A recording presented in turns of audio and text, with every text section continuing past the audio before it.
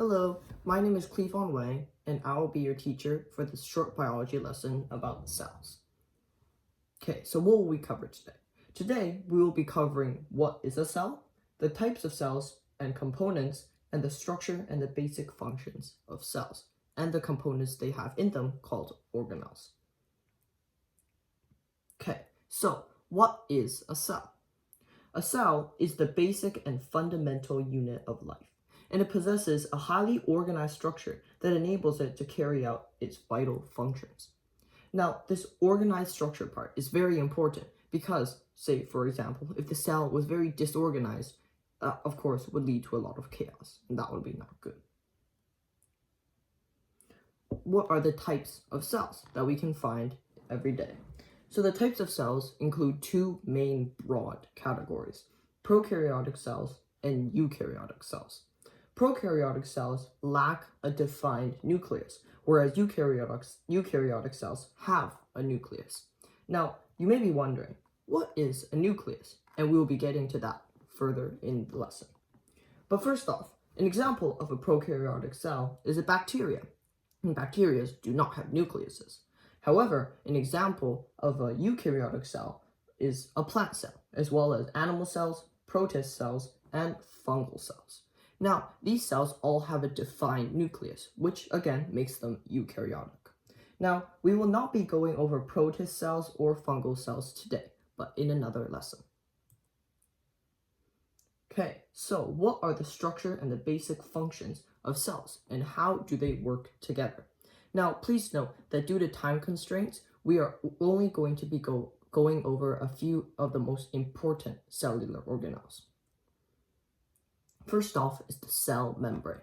Now, as the name suggests, it is a membrane that wraps around the cell.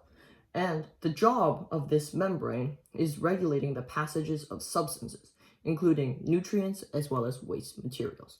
Now, as you can see in this image, proteins can be embedded in the cellular membrane, which allow particles such as water or nutrients to move in and out of the cell. And this cell membrane,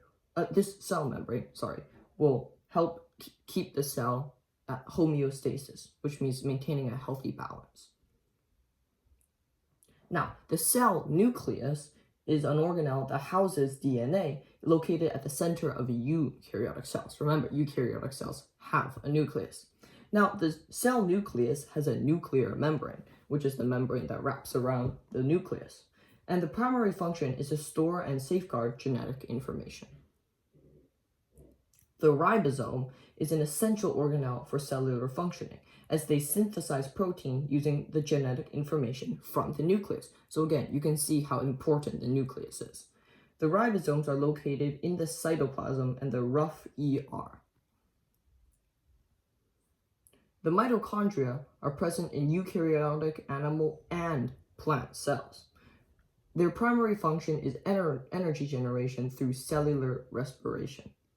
The double membrane of mitochondria allows the organization of various stages of the respiratory chain. Now, this is very important as cells need energy to survive, and the mitochondria, as it is famously dubbed, is the powerhouse of the cell. Okay, so the chloroplasts are only found exclusively in plant cells, and they have photosynthetic capabilities. The chloroplasts carry out photosynthesis, converting solar energy into chemical energy such as glucose and ATP. And lastly, here is a side-by-side comparison of a plant cell and an animal cell. Now, as you can see, both of these cells are eukaryotic, and both of these cells have a cellular membrane, as we have previously discussed. But do you see what is different? Yes, I agree. The animal cell does not have a rigid structure or armor-like structure as the plant cell does. And this is called a cell wall. And the plant cell exhibits this because it helps defend it from different types of pathogenic attacks, since it does not have a sophisticated immune system like we do.